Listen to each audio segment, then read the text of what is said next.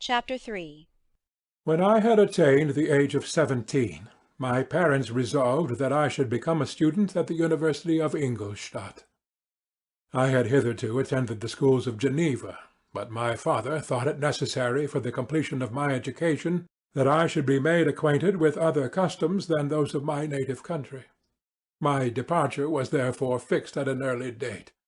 But before the day resolved upon could arrive, the first misfortune of my life occurred, an omen, as it were, of my future misery. Elizabeth had caught the scarlet fever. Her illness was severe, and she was in the greatest danger. During her illness many arguments had been urged to persuade my mother to refrain from attending upon her. She had at first yielded to our entreaties, but when she heard that the life of her favourite was menaced, she could no longer control her anxiety. She attended her sick bed. Her watchful attentions triumphed over the malignity of the distemper. Elizabeth was saved, but the consequences of this imprudence were fatal to her preserver. On the third day my mother sickened. Her fever was accompanied by the most alarming symptoms, and the looks of her medical attendants prognosticated the worst event. On her deathbed the fortitude and benignity of this best of women did not desert her. She joined the hands of Elizabeth and myself. "My children," she said, "my firmest hopes of future happiness were placed on the prospect of your union. This expectation will now be the consolation of your father. Elizabeth, my love, you must supply my place to my younger children. Alas, I regret that I am taken from you, and, happy and beloved as I have been, is it not hard to quit you all? But these are not thoughts befitting me. I will endeavour to resign myself cheerfully to death, and will indulge a hope of meeting you in another world." She died calmly, and her countenance expressed affection even in death. I need not describe the feelings of those whose dearest ties are rent by that most irreparable evil, the void that presents itself to the soul, and the despair that is exhibited on the countenance.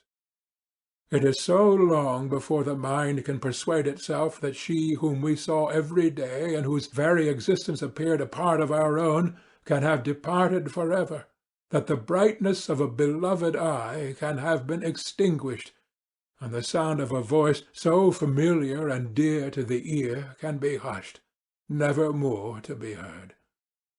These are the reflections of the first days, but when the lapse of time proves the reality of the evil, then the actual bitterness of grief commences. Yet from whom has not that rude hand rent away some dear connection?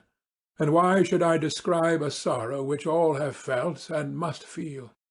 The time at length arrives when grief is rather an indulgence than a necessity, and the smile that plays upon the lips, although it may be deemed a sacrilege, is not banished.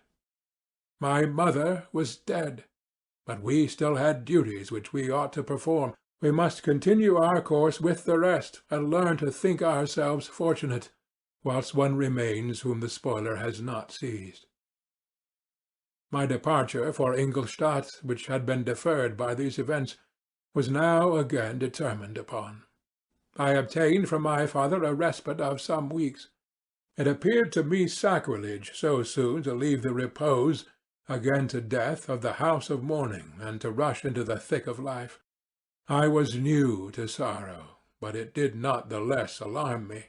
I was unwilling to quit the sight of those that remained to me, and above all I desired to see my sweet Elizabeth in some degree consoled. She indeed veiled her grief, and strove to act the comforter to us all. She looked steadily on life, and assumed its duties with courage and zeal.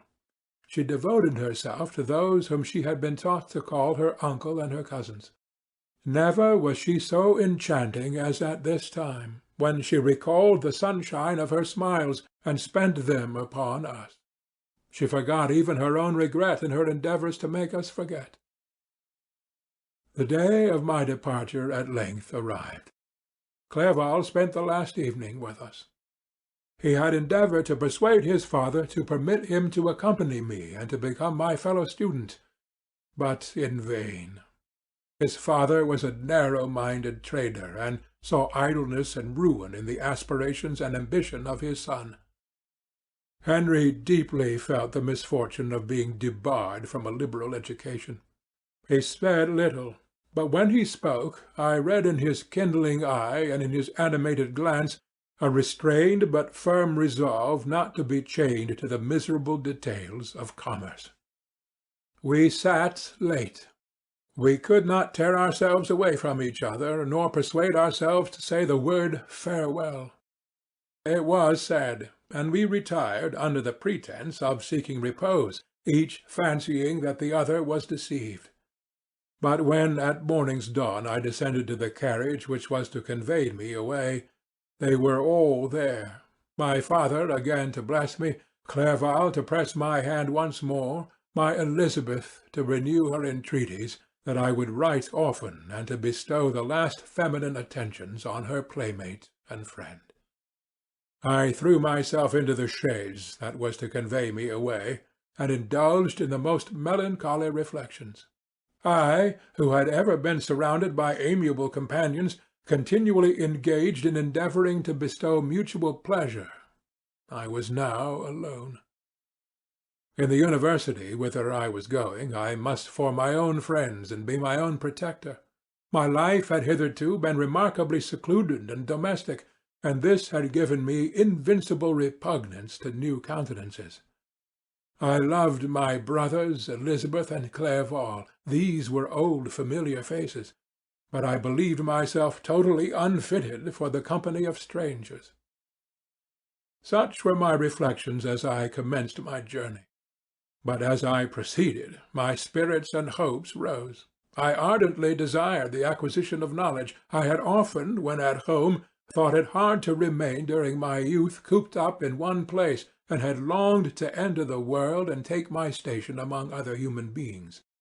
Now my desires were complied with, and it would indeed have been folly to repent.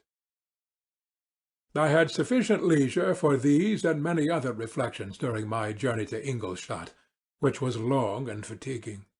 At length the long white steeple of the town met my eyes. I alighted, and was conducted to my solitary apartment to spend the evening as I pleased. The next morning I delivered my letters of introduction and paid a visit to some of the principal professors. Chance, or rather the evil influence, the angel of destruction, which asserted omnipotent sway over me from the moment I turned my reluctant steps from my father's door, led me first to Master Kremper, professor of natural philosophy. He was an uncouth man, but deeply imbued in the secrets of his science. He asked me several questions concerning my progress in the different branches of science appertaining to natural philosophy. I replied carelessly, and partly in contempt mentioned the names of my alchemists as the principal authors I had studied. The professor stared. "Have you," he said, "really spent your time in studying such nonsense?" I replied in the affirmative. "Every minute," continued Master Kremper with warmth, "every instant that you have wasted on those books is utterly and entirely lost. You have burdened your memory with exploded systems and useless names. Good God! In what desert land have you lived, where no one was kind enough to inform you that these fancies, which you have so greedily imbibed, are 1,000 years old, and as musty as they are ancient? I little expected, in this enlightened and scientific age, to find a disciple of Albertus Magnus and Paracelsus. My dear sir, you must begin your studies entirely anew." So saying, he stepped aside and wrote down a list of several books treating of natural philosophy which he desired me to procure, and dismissed me after mentioning that in the beginning of the following week he intended to commence a course of lectures upon natural philosophy in its general relations, and that Master Waldmann, a fellow professor, would lecture upon chemistry the alternate days that he omitted. I returned home not disappointed, for I have said that I had long considered those authors useless whom the professor reprobated. but I returned not at all the more inclined to recur to those studies in any shape. Master Krempe was a little squat man with a gruff voice and a repulsive countenance. The teacher, therefore, did not prepossess me in favour of his pursuits. In rather a too philosophical and connected a strain, perhaps, I have given an account of the conclusions I had come to concerning them in my early years. As a child I had not been content with the results promised by the modern professors of natural science. With a confusion of ideas only to be accounted for by my extreme youth, and my want of a guide on such matters, I had retrod the steps of knowledge along the paths of time, and exchanged the discoveries of recent inquirers for the dreams of forgotten alchemists. Besides, I had a contempt for the uses of modern natural philosophy. It was very different when the masters of the science sought immortality and power. Such views, although futile, were grand. But now the scene was changed. The ambition of the inquirer seemed to limit itself to the annihilation of those visions on which my interest in science was chiefly founded. I was required to exchange chimeras of boundless grandeur for realities of little worth. Such were my reflections during the first 2 or 3 days of my residence at Ingolstadt, which were chiefly spent in becoming acquainted with the localities and principal residents in my new abode. But as the ensuing week commenced, I thought of the information which Master Krempe had given me concerning the lectures. And although I could not consent to go and hear that little conceited fellow deliver sentences out of a pulpit, I recollected what he had said of Master Waldmann, whom I had never seen, as he had hitherto been out of town. Partly from curiosity and partly from idleness, I went into the lecturing-room, which Master Waldmann entered shortly after. The professor was very unlike his colleague. He appeared about 50 years of age, but with an aspect expressive of the greatest benevolence. A few grey hairs covered his temples, but those at the back of his head were nearly black. His person was short, but remarkably erect, and his voice the sweetest I have ever heard. He began his lecture by a recapitulation of the history of chemistry and the various improvements made by different men of learning, pronouncing with fervour the names of the most distinguished discoverers. He then took a cursory view of the present state of the science, and explained many of its elementary terms. After having made a few preparatory experiments, he concluded with a panegyric upon modern chemistry, the terms of which I shall never forget.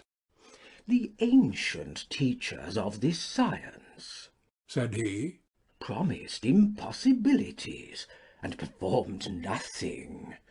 The modern masters promise very little.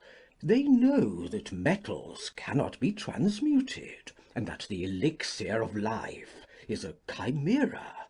But these philosophers, whose hands seem only made to dabble in dirt, and their eyes to pore over the microscope or crucible, have indeed performed miracles.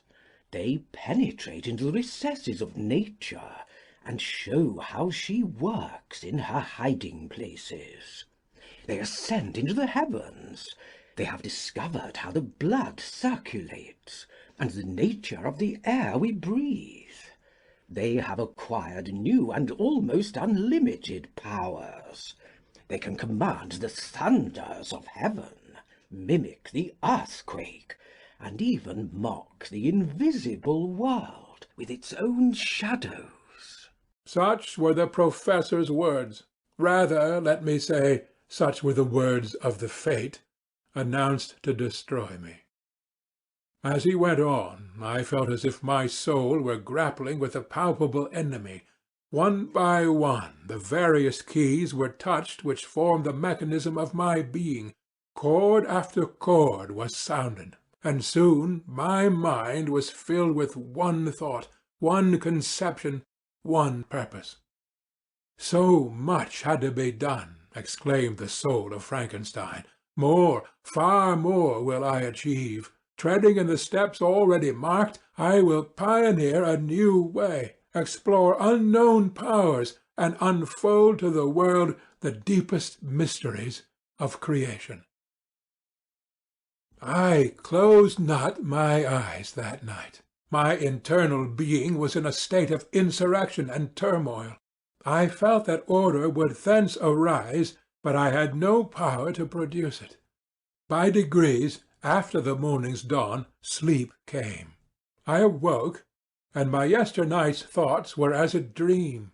There only remained a resolution to return to my ancient studies, and to devote myself to a science for which I believed myself to possess a natural talent. On the same day I paid Master Waldman a visit. His manners in private were even more mild and attractive than in public, for there was a certain dignity in his mien during his lecture, which in his own house was replaced by the greatest affability and kindness. I gave him pretty nearly the same account of my former pursuits as I have given to his fellow professor. He heard with attention the little narration concerning my studies, and smiled at the names of Cornelius Agrippa and Paracelsus, but without the contempt that Master Krempe had exhibited. He said that these were men to whose indefatigable zeal modern philosophers were indebted for most of the foundations of their knowledge. They had left to us, as an easier task, to give new names, and arrange in connected classifications the facts which they in a great degree had been the instruments of bringing to light. The labours of men of genius, however erroneously directed, scarcely ever fail in ultimately turning to the solid advantage of mankind. I listened to his statement, which was delivered without any presumption or affectation, and then added that his lecture had removed my prejudices against modern chemists. I expressed myself in measured terms, with the modesty and deference due from a youth to his instructor, without letting escape (inexperience in life would have made me ashamed) any of the enthusiasm which stimulated my intended labours. I requested his advice concerning the books I ought to procure. I am happy, said Master Waldman, to have gained a disciple, and if your application equals your ability, I have no doubt of your success. Chemistry is that branch of natural philosophy in which the greatest improvements have been and may be made. It is on that account that I have made it my peculiar study. But at the same time I have not neglected the other branches of science. A man would make but a very sorry chemist if he attended to that department of human knowledge alone. If your wish is to become really a man of science, and not merely a petty experimentalist, I should advise you to apply to every branch of natural philosophy, including mathematics. He then took me into his laboratory, and explained to me the uses of his various machines, instructing me as to what I ought to procure, and promising me the use of his own when I should have advanced far enough in the science not to derange their mechanism. He also gave me the list of books which I had requested, and I took my leave. Thus ended a day memorable to me. It decided my future destiny.